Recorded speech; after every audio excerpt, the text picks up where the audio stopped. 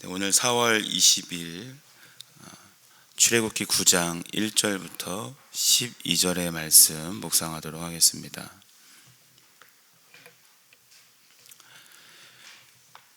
여호와께서 모세에게 이르시되 바로에게 들어가서 그에게 이르라. 히브리 사람의 하나님 여호와께서 말씀하시기를 내 백성을 보내라. 그들이 나를 섬길 것이니라. 내가 만일 보내기를 거절하고 억지로 잡아두면 여호와의 손이 들어 있는 내 가축 곧 말과 나귀와 낙타와 소와 양에게 더하리니 심한 돌림병이 있을 것이며 여호와가 이스라엘의 가축과 애굽의 가축을 구별하리니 이스라엘 자손에게 속한 것은 하나도 죽지 아니하리라 하셨다 하라 하시고, 여호와께서 기한을 정하여 이르시되 여호와가 내일 이 땅에서 이 일을 행하리라 하시더니 이튿날에 여호와께서 이 일을 행하시니 애굽의 모든 가축은 죽었으나 이스라엘 자손의 가축은 하나도 죽지 아니한지라. 바로가 사람을 보내어 본즉 이스라엘의 가축은 하나도 죽지 아니하였더라. 그러나 바로의 마음이 완강하여 백성을 보내지 아니하니라. 여호와께서 모세와 아론에게 이르시되 너희는 화덕에 제 두 움큼을 가지고 모세가 바로의 목전에서 하늘을 향하여 날리라. 그 재가 애굽 온 땅에 티끌이 되어 애굽 온 땅의 사람과 짐승에게 붙어서 악성 종기가 생기리라. 그들이 화덕의 재를 가지고 바로 앞에 서서 모세가 하늘을 향하여 날리니 사람과 짐승에게 붙어 악성 종기가 생기고 요술사들도 악성 종기로 말미암아 모세 앞에 서지 못하니 악성 종기가 요술사들로부터 애굽 모든 사람에게 생겼음이라. 그러나 여호와께서 바로의 마음을 완악하게 하셨으므로 그들의 말을 듣지 아니하였으니 여호와께서 모세에게 말씀하심과 같더라. 아멘. 네, 담임 목사님께서는 교회 진흥원 세미나에 말씀 전하러 가셨습니다. 위에서 기도해 주시기를 바랍니다. 자, 하나님이 이제 어제까지 애굽에 네 가지 재앙을 이렇게 내렸음에도 불구하고 바로 왕의 마음은 더욱 강팍해졌습니다. 그리고 이스라엘 백성에 대한 이 출애굽의 약속을 이행하지 않으니까 하나님은 이제 이 출애굽기 9장에서 세 가지의 재앙을 더 내립니다. 자, 그런데 이전까지의 재앙은 짐승이나 또 사람을 일시적으로 괴롭히는 선에서 끝났지만 이제부터는 짐승들과 또 인간의 어떤 직결된 그런 재앙으로서 이제 강도가 점차 더 심해집니다. 오늘 말씀에서는 그 세 가지 재앙 중에 두 가지 악질 재앙, 즉 돌림병과 이제 독종 재앙이 나옵니다. 돌림병은 일종의 무서운 그런 전염병을 뜻하는데 3절에 심한 돌림병 이렇게 나와 있죠. 심한이라는 수식어가 붙은 것처럼 대단한 위력을 가진 악질입니다. 이 재앙으로 애굽인의 모든 가축이 죽었습니다. 이전까지의 재앙은 가축을 괴롭히는 정도였지만 이 재앙은 가축을 죽였습니다. 애굽인들에게 있어서 가축들은 우상적 존재로서 어떤 숭배의 대상이었다고 합니다. 그래서 이 재앙은 애굽인들의 각종 우상들에 대한 직접적 심판이라고 할 수 있습니다. 애굽인들에게 있어서 여러분 이 가축은 가장 큰 재산의 가치였습니다. 그래서 가축이 곧 돈이고 또 부의 척도였죠. 수많은 가축은 그 애굽 사람들의 마음을 든든하게 해주었습니다. 다른 것들에 대한 재앙이 있어도 가축만 있으면 된다고 생각할 정도였습니다. 그래서 그들은 가축을 신성시하고 또 그것을 형상으로 만들어서 절하고 섬겼다라는 것이죠. 지금 이 재앙을 당하고 있는 바로 왕도 열렬한 동물 숭배자였다고 하는데요. 그 중에서도 특히 소를 섬기던 그런 왕이었습니다. 하나님이 이 가축들을 전염병으로 죽게 한 것은 그들이 섬기는 신에 대한 그런 심판의 의미가 있는 것이죠. 애굽 사람들에게 있어서 이렇게 가축을 숭배했다라는 것은요, 가축이 되었든 또 해나 달이 되었든 모든 숭배는 그 숭배 대상을 가장 큰 가치로 삼는 것에서 출발한다고 할 수 있습니다. 그래서 가장 중요하게 여기는 것을 귀히 여기고 또 사랑하고 의지하고 또 숭배하게 된다라는 것입니다. 그러면 그것이 하나의 신이 되는 것이죠.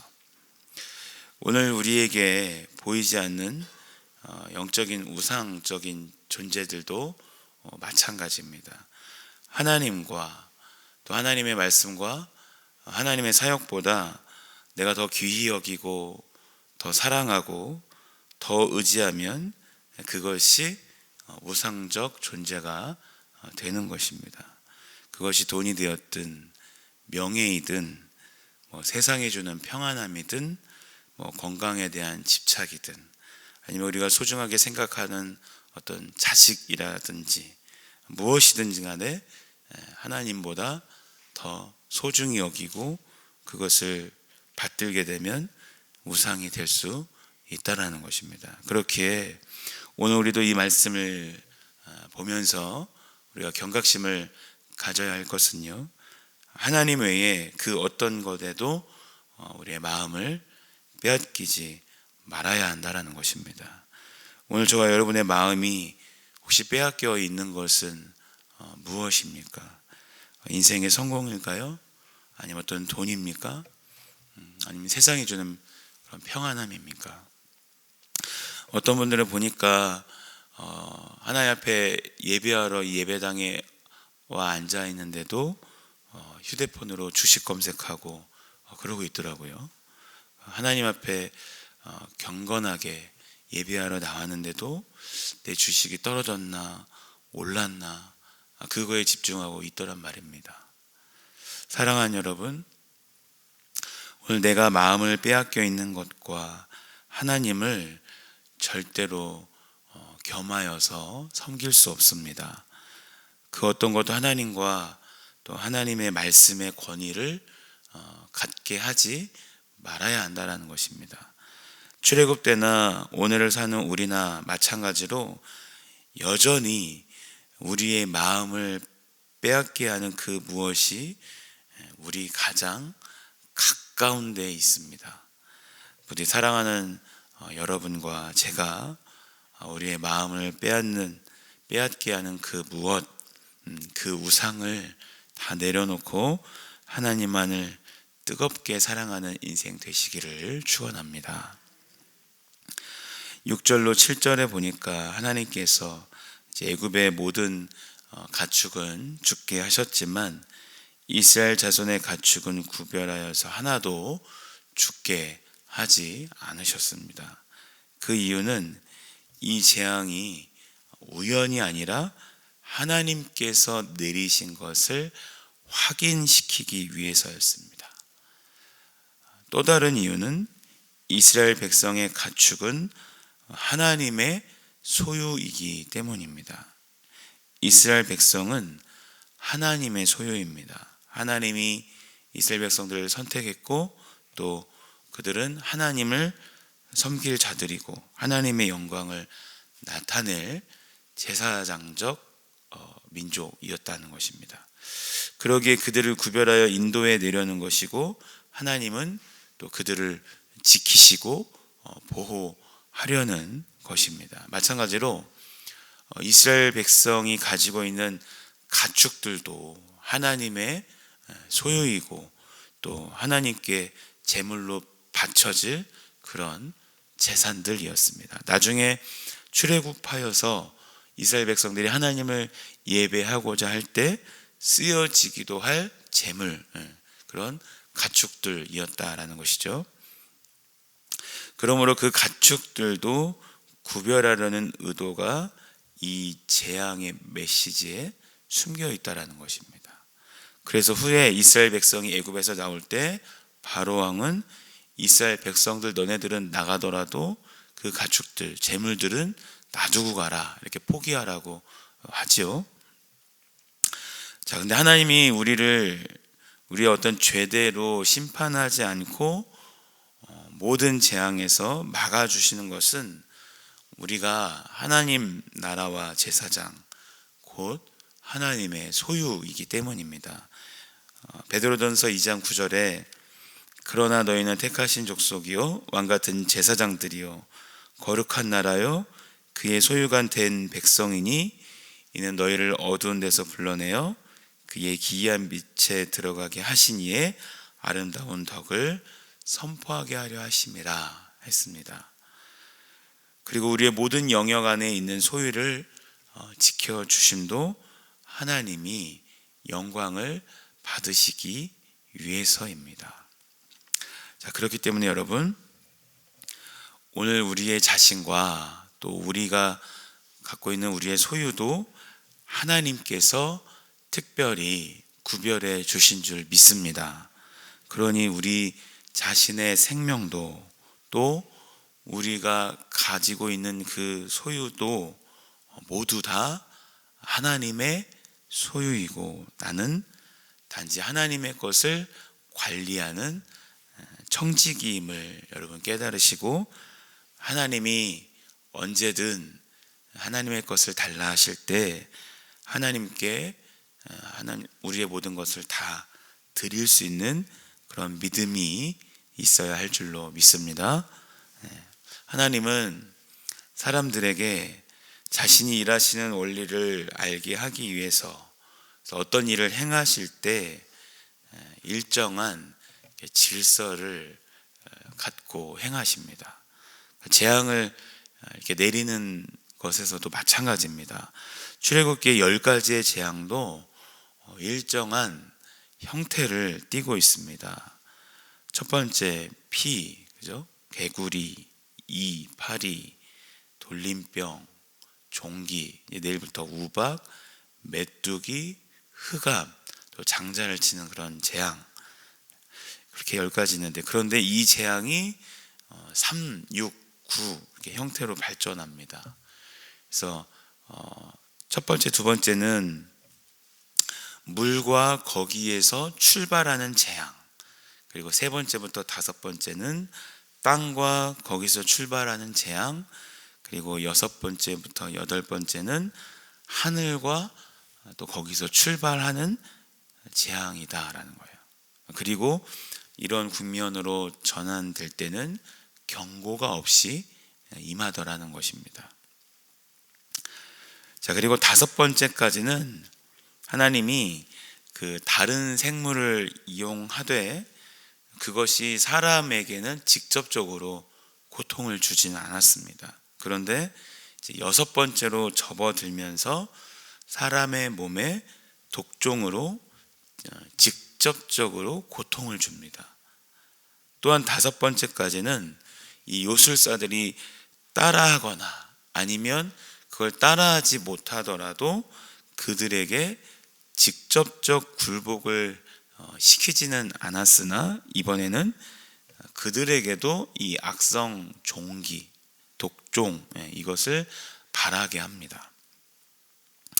이 독종, 악성 종기는 불에 탄다, 뜨거워진다, 끓는다 라는 뜻을 가진 히브리어 원어 쏴한에서 유래한 단어입니다. 이 원어에서 상상할 수 있는 것처럼 이 독종은 고열과 더불어 피부가 붉게 부풀어 오르면서 극심한 가려움과 또 함께 그 물집이 생기고 급기야는 그게 이제 화농에서 고름이 흐르는 그런 무서운 피부병입니다. 이 질병은 욥의 피부병을 연상시키는데 당시 애굽인들에게는 공포의 대상이 되었던 질병입니다. 이 질병은 여섯 번째 재앙인데 최초로 애굽인의 생명을 위협한 재앙이었습니다. 8절에 여호와께서 모세와 아론에게 이르시되 너희는 화덕의 재 두 움큼을 가지고 모세가 바로의 목전에서 하늘을 향하여 날리라고 했습니다. 모세는 이 하나님의 명령에 따라서 화덕의 재를 두 움큼을 가지고 바로의 목전에 가서 하늘을 향해서 이렇게 날렸습니다. 그러자 애굽 온 땅에 티끌이 되어서 애굽 온 땅의 짐승과 또 사람들에게 이게 붙어가지고 거기서 악성 종기가 생겼습니다. 이 화덕은 어떤 화덕인지는 말하지 않고 있습니다. 그러니까 빵을 굽는 작은 화덕 같지는 않습니다. 분명한 것은 모세와 백성들이 이 화덕이라는 말만 들어도 무슨 화덕을 말하는지 알 수 있을 정도로 악명 높은 상징성 있는 화덕이었던 것 같습니다. 어떤 성경학자들은 사람을 제물로 바치기도 하는 신을 위한 어떤 큰 제단이라고 하는 그런 사람도 있고, 또 이스라엘 백성들이 노역했던 벽돌을 굽는 큰 화덕이라고 하는 그런 학자도 있습니다. 어쨌든 분명한 것은 이스라엘 백성들에게 고통을 준 대명사인 것은 분명합니다. 이 화덕, 풀무불, 이 화덕은 이스라엘 백성의 그 애굽 생활 자체를 말하고 있다고 볼 수 있습니다. 그래서 화덕은 애굽 권력의 상징이고, 이제 거기서 취한 죄는 이스라엘 백성이 당한 고통 자체를 상징합니다. 그러니까 이스라엘 백성이 얼마나 큰 고통이 되었는지 아마도 눈에는 눈, 또 이에는 이라는 율법의 그 동해보복법이 이스라엘 백성들에게는 희망의 메시지가 되었을 것입니다. 하나님은 이스라엘 백성이 당한 고난이 그냥 죄가 되도록 내버려 두지 않으셨다는 거예요. 그것으로 애굽과 또 애굽의 권력과 그들이 섬기던 신을 심판하셨다는 것입니다. 하나님은 자기 백성의 고통을 의미 있게 사용하시는 분입니다. 오늘 우리가 믿음을 지키기 위해서 고생하고 또 열매가 없는 것처럼 보이기도 합니다. 그럴 때 우리는 또 아파하고 낙심하기도 하죠. 그러나 하나님은 그런 상태에 있는 우리를 들어 쓰시기를 원합니다. 고통 중에 자기를 부인하고 하나님을 의지하고 하나님을 순종하는 연단된 믿음이 생기기 때문입니다. 바라기는 오늘 저와 여러분 모두가 인생을 사시면서 고통과 고난이 있을 때 그 고통과 고난을 아시고 후에 하나님의 때에 반드시 그 고통과 고난을 들어 사용하셔서 우리를 연단시키시고 복을 더하실 그 하나님의 역사를 굳게 믿고, 그래서 현재의 고난과 고통을 잘 인내하며 승리하실 수 있으시기를 주님의 이름으로 축복합니다. 자, 8절로 9절에 보니까 모세가 화덕의 재 두 움큼을 가지고 바로의 목전을 향해서 날렸다고 했습니다. 그랬더니 그 재가 온 하늘에 퍼져 그 떨어지는 티끌이 닿는 대로 몸에 악종 종기가 나고 그 종기가 온 몸에 퍼졌다고 했습니다. 그 재가 애굽 온 땅에 티끌이 되어서 이 티끌, 먼지는 아주 보잘것없는 작은 것, 미세한 것이지요. 그런데 하나님은 이 아주 보잘것없는 작은 것을 심판의 도구로 사용하고 계십니다. 하나님이 이 티끌로 하여금 악성 종기가 퍼지게 하셨는데, 이것은 애굽인들이 숭배하는 일월 성신을 저주한 것입니다. 그러니까 해와 달과 별들을 저주한 것이죠. 모든 하늘의 은택을 저주하기 시작한 것입니다. 그래서 그것이 직접적으로 몸에 타격을 입힌 것은 하나님의 진노가 그 신들에게 임한 것을 보여준 것이다 라는 거죠. 지금까지 모든 재앙은 그들이 생명과 행복과 풍요의 근원이라고 생각하는 것마다 이렇게 파괴함으로 생명을 주는 대상이 그것들이나 또 그것들을 주장한다고 생각하는 그런 우상이 아니라 하나님인 것을 선포하는 행위였습니다. 하나님이 이런 재앙을 내리시는 것은 이 바로와 또 애굽 사람들에게도 하나님이 참된 신임을 보여주시는 것이기도 하지만요, 수많은 세월 애굽의 노예로 살면서 그 애굽의 신들에게 노출되어 있는 언약 백성인 이스라엘 백성들에게 하나님만이 자신들의 주인이시고 또 경배하며 예배해야 하는 참 신임을 하나님께서 보여주시는 것입니다. 어떻게 보면 훈련시키는 것으로 봐도 되겠죠. 자, 그래서 오늘을 사는 우리도요, 우리 안에 알게 모르게 스며들어 있는 세상의 모든 신들을 버려야 할 줄 믿습니다. 보이지 않는 영적인 우상을 버려야 한다는 것입니다. 하나님을 인정하며 순종해야 합니다. 우리에게 요구되는 것은 새로운 그런 가치관입니다. 생각의 변화 없이는 안 됩니다. 애굽에서 떠난다라는 것은 자연적인 의미만 갖는 것이 아니라 애굽의 모든 어떤 문화와 가치에서 떠나서 새로운 가치관을 갖는다라는 것이죠. 우리에게 중요한 것은 벽돌 굽기를 잘하는 것이 아닙니다. 거기서 나와서 하나님의 제사장적인 백성이 되는 것이에요. 이 변화가 참으로 힘들죠. 목회사역에서도 참으로 어렵다고 생각되는 것은 수년간, 수십 년간 말씀을 들어도 가치관이 변화되지 않는다라는 거예요. 여전히 세상적이고 여전히 자기 중심적입니다. 가치와 인격의 변화가 참 힘들다는 것을 볼 수 있습니다. 그러나 하나님이 원하시는 바, 그것은 자신의 모습을 솔직하게 시인하고 또 하나님께로 향해야 변화의 은혜가 생기는 것입니다. 애굽인의 몸을 독종으로 또 하나님께서 치실 때 그 요술사들도 하나님께서 독종으로 치셨습니다.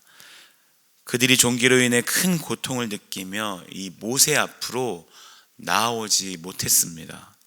보기 흉측하거나 또 내 몸이 아파서라기보다는 이제 그들의 권위를 잃었기 때문입니다.